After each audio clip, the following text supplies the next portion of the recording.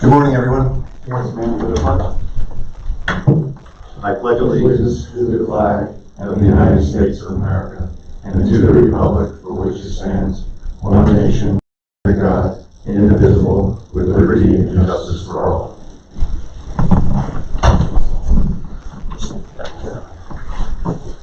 First item is any public comments or questions concerning today's agenda.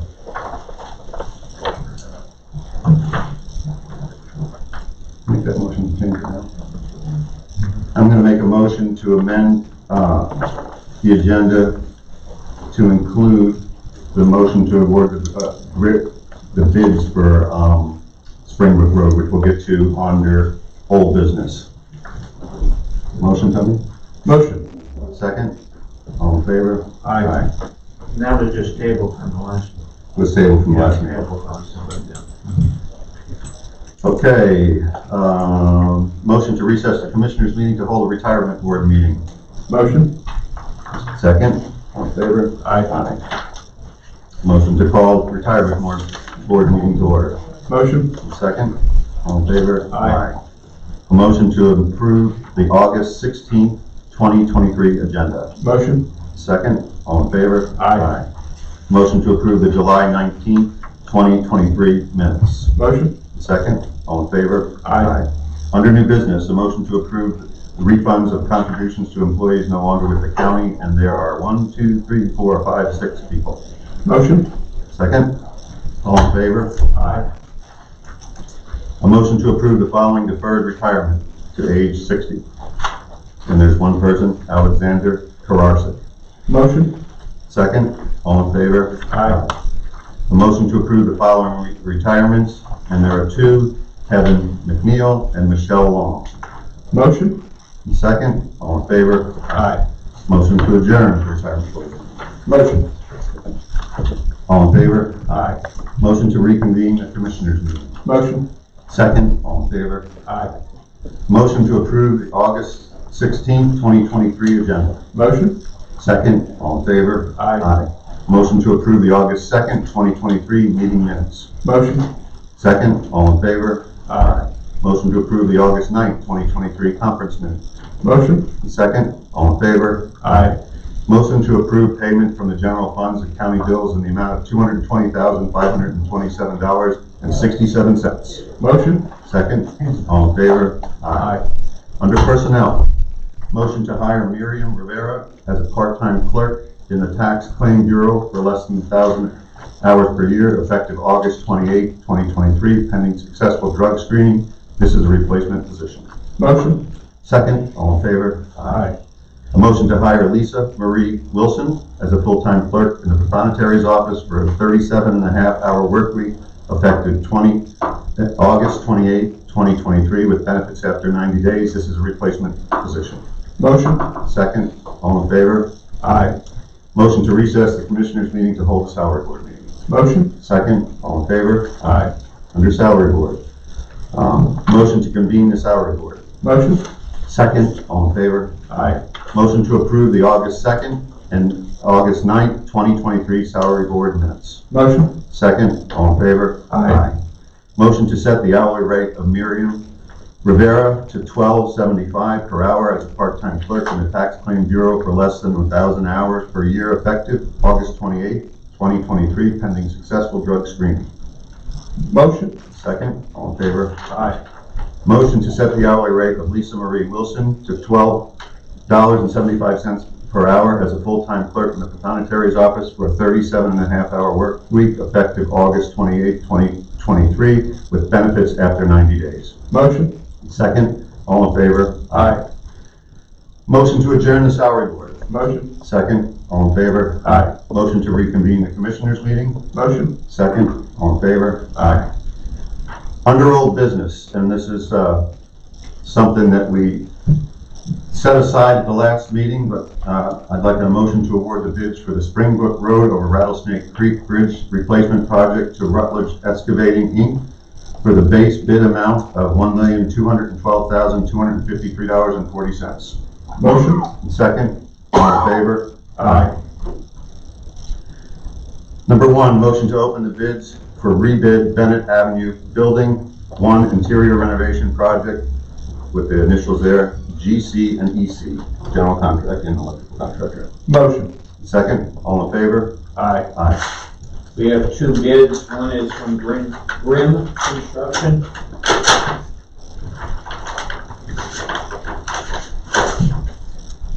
And their total lump sum bid, $1,048,153. And then there's some additional items requested, crushed stone, 2B, when you add that, it's an additional $10,175 for a total of for a total of $1,068,328. The second bid's from Pro Solutions.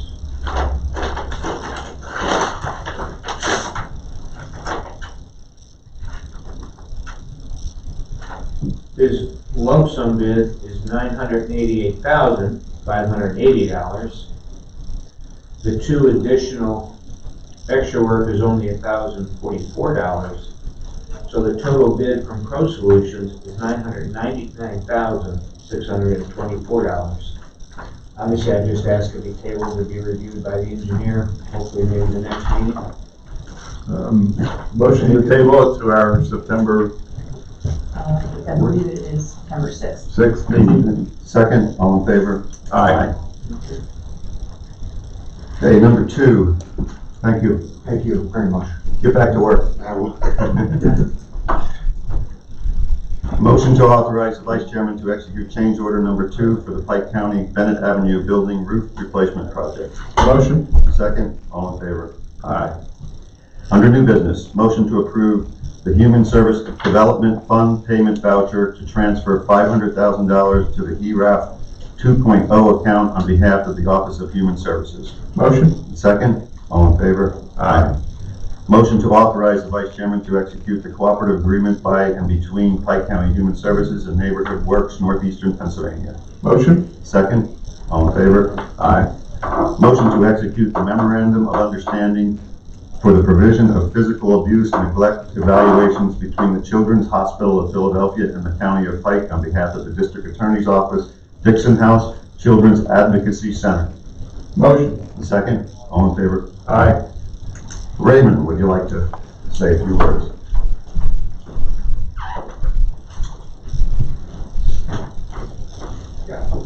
I have Sarah Loeb here, Director of Victim Services. With me, she can talk a little bit about the details, but this is really one of the final things for Dixon House, for the Children's Advocacy Center, to bring physical abuse and neglect exams by the Children's Hospital of Philadelphia. Previously, we did sexual abuse exams, and we will continue to do that. But a key here is moving this to physical abuse exams.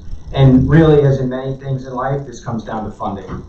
There is state funding for sexual assault exams. We were able to find some funding working together with Children and Youth Services and their needs-based budget to bring this agreement here to have physical abuse exams conducted here at our advocacy center as well. So it's really now kind of the full package that children won't have to sometimes travel to Scranton for those services. So I'll let Sarah just detail a little bit more about it. So working with CHOP, I don't know, people probably don't realize that child physical abuse is actually the most common form of child maltreatment, and the majority of children's advocacy centers focus on child sexual abuse. So there are many, many, many children that don't get the benefits of a medical exam, and we are going to be able to offer that to children that are victims of maltreatment, neglect, and all of those things. So we're really going to be able to offer a child, any child that comes to our facility, the benefits of a medical exam. Because there are a lot of children too that maybe don't see a doctor on a regular basis. So this gives them that opportunity to get world care from our partners at CHOP, which are amazing, and be able to get that benefit. And also child physical abuse is the second leading cause of child death for children under 1. So to bring this here and be able to have this is really important to the children of Pike County and the children that we serve at the Children's Advocacy Center. So we're very excited. So we appreciate the Commissioner's support. Thank you. Questions? Yeah, go ahead. Thank you. Who would the doctors be who do exams? Doctors from Children's Hospital of Philadelphia. It's a telemedicine program that we currently do with sexual. Telemedicine. Yes, so we have a physician's assistant here on staff, and then we have doctors that chop through telemedicine that conduct the exam and do the medical reports and everything like that. So the children actually become CHOP patients, and if there's any other care addition, they can refer them to CHOP doctors if they need it, or any of those facilities. And the physician assistant, those are county employees? The physician assistant is a county employee, yes. How many kids do you see in terms of the exams? How many do you expect to see through this, and how many are you seeing on the other side of this, the sexual exams that you're already doing? I'll leave those numbers to Sarah. So previously, before COVID, we went to Scranton because they provided physical exams for child abuse victims for physical abuse and sexual. So we were going there 2 or 3 times a week. After COVID, things have really slowed down and we don't travel there as much. So we anticipate being able to get those children that are, have marks on their bodies, are suspected child abuse, anybody. So before, it would be maybe, I'd say 10% of physical abuse children are being seen for physical abuse, and I believe that number will increase dramatically with the ability to be able to do it right here on site, right here in the county. Sexual abuse exams, we continue to hope to have our numbers go, not that we hope our numbers go up, but we provide that to and offer that to any child of sexual abuse, whether there is a disclosure or not, because often children aren't going to disclose if sexual abuse happens. So continuing working with our partners in children, youth, and law enforcement, we also anticipate those numbers to also go up. So each Friday here, we have 3 time slots, so we are able to see 3 children a week for physical, right now for sexual abuse, and that'll open also to physical abuse. Just want to thank you, Sarah and Ray, for again bringing medical services to Pike County.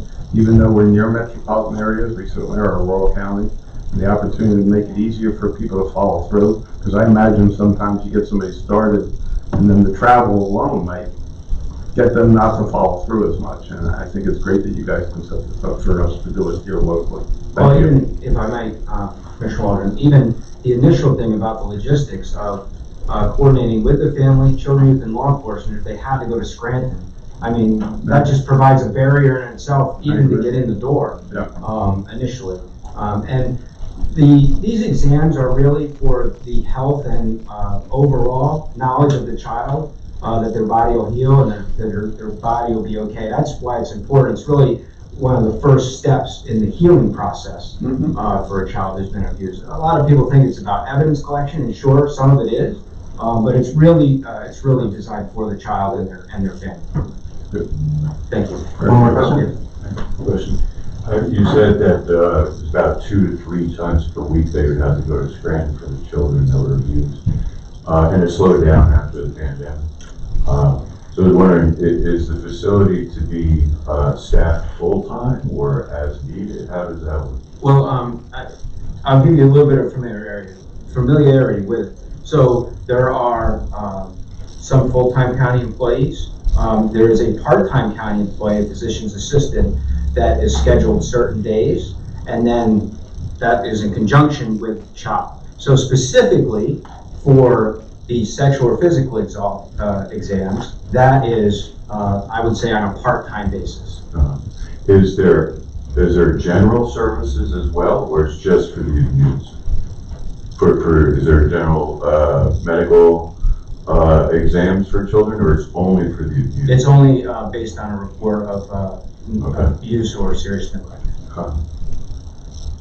We offer other services, like we have a victim advocate there, but it is always like a family that is has their suspected child abuse, meaning sexual, physical neglect. So we do offer, like, we try to connect them with services, or If they're looking for food or anything, we also provide those services to try and help connect families with services. So we have a victim advocate on staff that provides all those additional services to connect families within the community and based off their needs. Right. Would there be plans for there to be growth where maybe one day it would actually cover like Medicaid type exams, or no? It's just not that kind of setup. No, it's not. Okay. It's just not that. It's Never not would like a be. general clinic. Now, I mean, one of the important things though is it's connecting children here in Pike County with world-class healthcare specifically for children. Right. So they will have those connections with CHOP. If they have anything in the future, they've been a CHOP patient, and then there will be connections with Children's Hospital of Philadelphia. I mean, I know like the commissioners have done a lot to bring just general health care here for adults and children, but this is very specialized health care. Children's Hospital of Philadelphia, I mean, they're world-renowned. There's people that travel from all over the world for their health care. And I can say this about the medical exam, so it's not just a normal doctor like that we have here. They're specifically trained in physical abuse, sexual abuse, and maltreatment to look for specific things, identify specific patterns or bruisings or things like that. So they're specifically trained in child maltreatment and to identify things that are happening and within the family. I'd also like to echo what Tony is saying and thank you for your good work over there. It takes leadership to make something like this happen, and your leadership in bringing an exceptional organization like CHOP to Pike County is just fantastic. So thank you. Thank you. Keep up the good work. Thanks.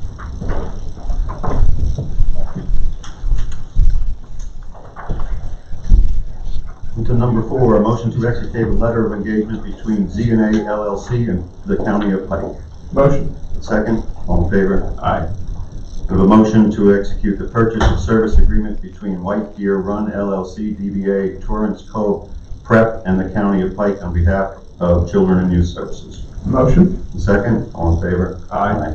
Motion to authorize the Vice Chairman to execute the standard agreement between Devereux, Pennsylvania Children's Services and County of Pike on behalf of Children and Youth Services. Motion. Second, all in favor? Aye. Motion to execute the supervision fund agreement between the Commonwealth of Pennsylvania acting through the Pennsylvania Department of Corrections and County of Pike on behalf of the Adult Probation Department. Motion. And second, all in favor? Aye. Motion to authorize the fiscal year 2023 second quarter payment from the Pike County Emergency Medical Services Matching Grant Fund to Blooming Grove Township in the amount of $106,661.68. Motion. Second, all in favor? Aye. Under miscellaneous, each and every meeting, we highlight Penn State Extension calendar events. We'd like you to review that. And the next item is NEPA, MPO Long Range Transportation Plan Public Meeting, August 16th, 2023, Pike County Planning and Mapping. Mike, would you like to say a few words? Thank you very much. Yes, tonight we have a public open house for the Northeast Pennsylvania NEPA MPO Long Range Transportation Plan. So it will be held at the East Stroudsburg North High School from 6 to 8 p.m. So this effort is part of the Long Range Plan, which is a 20-year plan, and we're in the update cycle right now. So what we're interested in getting from this is feedback on PennDOT has 631 linear miles of roads in Pike County. So what we're looking at is trying to find out what your concerns are with roadways that have not been addressed. Other ideas, it could be pedestrian, it could be bicycles, it could be safety intersections, drop-offs and the like, stormwater concerns. Similar, we've received comments of concerns of lack of charging stations for electric vehicles. Happy to report that Morvito out of the Lords Valley Interchange was just awarded a $830,000 grant to provide a charging station up there. Previously, for the long range plan, there was concern that there's a lack of cameras and vehicle message signs on Interstate 84 at all the intersections. I just heard that isn't now in the plans to get a VMS. I don't know the location where the sign will be, and cameras along the exits on 84. So this is a dual purpose meeting that we have tonight. It's also part of the Pike County Comprehensive Plan process where we have community collaboration meetings. The consultant is the same, Michael Baker Associates for our comprehensive plan, as well as for NEPA Alliance and the Long Range Transportation Plan. So I have flyers on both efforts there. Again, tonight from 6 to 8 at East Stroudsburg, tomorrow afternoon at noon at Wallenpaupack High School, and tomorrow at 4 p.m. at the Delaware Valley High School for the comprehensive plan community collaboration meeting. So I'd like to get the word out and get as many people out there to express their concerns of the future of Pike County. So, Thanks, Mike. Thanks, Mike. If I could ask you, I saw the press release on the charging station. They list that location as being in Wayne County because it says 18428 Right. where I live. yeah, they fixed Are there it. any other stations, charging stations yet in Pike? There are a few, you would probably know better than me. I know there's Milford out at the Dunkin' Donuts up at the Dunkin' Donuts in Palmyra Township. Those are the level 2. This newest one will be a level 3. That's the one Ron and I look for, because I also have an electric car, because that charges you up fully in about 30 to 40 minutes. Is there a fee to charge the car? Yeah. So what they were looking at was to try to get it at interchanges on the major highways. So The goal is to have one, I guess, a network of them on the interstates every 50 miles. So I think that's the goal going forward. Whose goal is that? PennDOT. Yeah. There's funding in the federal infrastructure bill to pay for some of that, and then some of it goes down to the state transportation system. Thank you, Mike. Press and public comments and questions. Under old business, that first motion you made, it's not on the agenda. Can you repeat what that was? Yeah, you want a copy of it from the last one? Sure. We can have it. The agenda was amended, you came in late, the agenda was amended at the beginning. Oh, okay, yeah, I missed that part. But you can take this and it says. Great. What about the URAP transfer? Any So we- background to that? Yeah, I asked the same question because it's such a large amount of money. It really is just, it was money awarded to the county and we're just putting it in the proper account. What's URAP? Emergency rental assistance Okay, program. so there's more money coming into that? Or? There is. We received more funding from the federal Federal government, government, right. and it went into the general It fund. went into the general fund and now it's being placed in the proper place. Within the human service fund, within the human service. Human services. Has the structure of that changed at all? Is it still, or is it still the same as it has been? Same. Anyone else? Simple question. Do you know the rate, what they're charging to actually charge the electric car at these stations? How does that lay out? Do we know? I think they're different. It's a competitive market. I have to say I have an electric vehicle, but I've never charged it any place other than my home.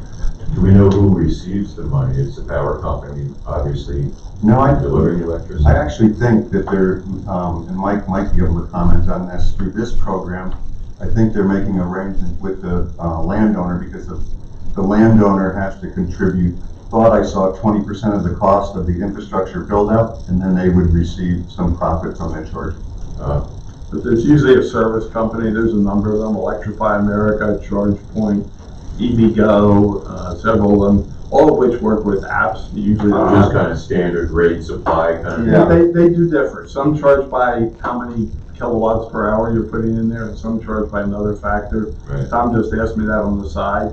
For a 300-mile charge, it goes anywhere from, it can be as little as $8 or $9 to $16, but that's Right. about what it is. The As far charge as is you know. 300 miles worth of travel. Right. As far as you know, it's not like a federal government oversight of some utility taking over the whole thing. No, they're probably, in fact, the VW actually owns one of the major providers now. VW makes all Audis and they make VWs, and they actually have gotten into the charging business because they're rolling out lots of vehicles that have electric capacity. Tesla also does that. Tesla has their own proprietary which is what Ron has. They have their own proprietary setup. Yeah, I understand they have different ports for the Tesla versus the others. Would it be servicing both? You can. You have adapters. It's almost like buying an Apple product. You have adapters that fit all of the various uses. But I do think in the future they're moving to a standard plug for everything. Do you think that they would do that? Including our phones. Yeah, the next phone I read is coming out with a USB-C port. I'll believe it when I see it. Sir, can you please identify yourself for the record? My name is Craig Kelstra. Thank you. Yes. My name is Greg Latorio. I was just wondering if you could give us a little bit of update about the medical facilities that's coming to the county. I don't need to get in detail, but There's nothing I like to report on more, if you've ever heard me speak, but I think that you probably saw that the signs are up in the Dingman location at the Wise Market. The opening date is soon. I know that we helped them secure some bids for the build out of that. It's a new building, but they have some work to go inside. So that I would think will be, I hate to say dates because I've been proven wrong over and over again. Things take a lot longer, but I would think before the end of the year, we'll see that open. The second location, which is up on the 507 corridor by Lake Wallenpaupack, has been identified, and a real estate contract is being negotiated right now. Third, and most importantly, is I think we've talked about the commitment of Northwell and a Pennsylvania partner to build a 24/7 mini micro hospital, emergency center, or whatever in the center of the county. They have made that commitment. Prior to this meeting, we have a weekly update on that, and really how that's progressing is that they're formulating a relationship with a Pennsylvania provider to build this. They have made a commitment to build it. We have organized a group of people to raise money to help them with the initial capital costs and then the ongoing costs, because as I've said many, many times, if it were profitable for a hospital to be in Pike County, it would be here. It has not been profitable to this point, but they're a large organization, the largest employer in New York State. I see on social media threads out there that the concern is that they will not be taking various insurances because of maybe the history that they had right here in Milford. I can assure you that that's a concern that has been addressed, and it is one of the primary reasons they are partnering with Pennsylvania Hospital. So it's all good news. Good news takes time. Their time frame for building the big facility is 3 years, judging by the commitments they made and the other things. It may be just a little longer than that, but that's a short period of time to produce something like they're planning to produce. And if you were to wonder what it will look like, it's going to be modeled very similar after the facility that was opened up in Dixon City and the new facility in Monroe County within the last 2 years. Beautiful facilities with really good services to the community. The focus will be emergency services with maybe 16 to 24 beds and general things that we need.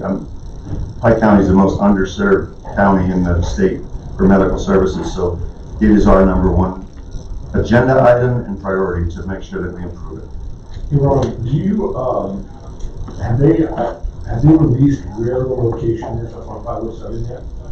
No. We're familiar with it, but they haven't made that public yet. It is going to be in Pike County, because at one point they were even looking at possibly Hawley, but it's going to be near Hawley and in Pike County, in Palmyra Township. But until they sign the lease, it's not appropriate to say where it's going to be. They were working on one site, quite frankly, that got problematic, so they switched. That's why it's been taking long. And as far as when they open, I think they can be open next summer. To say they're going to open this year, I don't think that's feasible, because the lease they're working on right now, literally this week, is existing building, but it still needs to be retrofitted for the services. But I would expect by spring or certainly summer of 2024 that would be doable the way it looks. Have they signed with a partner yet? They have, but they didn't want us to reveal who that partner is. And they told us at the end of June that within 60 days they'd be announcing that. So we're hoping that we expect to hear by mid-September anyway of the hospital provider. It's a regional hospital provider in Pennsylvania. Thank you. Yeah, not to press the hot button, I support this, I like this idea, I'm not trying to be a thorn. But, is there a large commitment in county taxes towards it? No, No, No commitment at all? No. There's no rising taxes? no. That's phenomenal. it's a private, investment that Northwell and their partner will, I shouldn't say private because they're not for profit, so it's their organization's investment. We will raise funds, but it will be through donations, not through taxes. Yeah, I'm not the most. The prior commissioners commissioners- has their opinions, but that's a great thing. The prior commissioners did decide when money came from the federal government to deal with COVID, the American Recovery Act, to take $2 million of the $11 million that came to Pike County and set it aside for some kind of medical services. They didn't envision that Northwell was going to come in the door, quite frankly. But the good news was, in the beginning of 22, when I started as service commissioner, they did come to us and say, we'd like to work with you on the urgent care, but we're even willing to talk to you about a larger plan. And so there's $2 million of federal money that technically is taxpayer money that went into a foundation. The other several million that we expect to raise is going to be through private donations. Right. Although we've already talked to both our federal and state legislatures about the fact that if we can raise, say, $10 million, they already have two, could they match that? And most of them are telling us they can definitely find this money. The timing's an issue, what year do you need it for, and exactly how much, but we're going to hit on every pot we can to try and get appropriate amounts so that we can at least fund. Ideally, we expect to be able to fund half of the project, and possibly even more. And the other half's going to come from Northwell. Somebody asked that question about, what's their stake in the game. That's the idea, Northwell and their Pennsylvania partner. In the same breath, Northwell told us that they expect to lose about $1 million a year per urgent care for the first couple of years, and are accepting that as an investment into the county.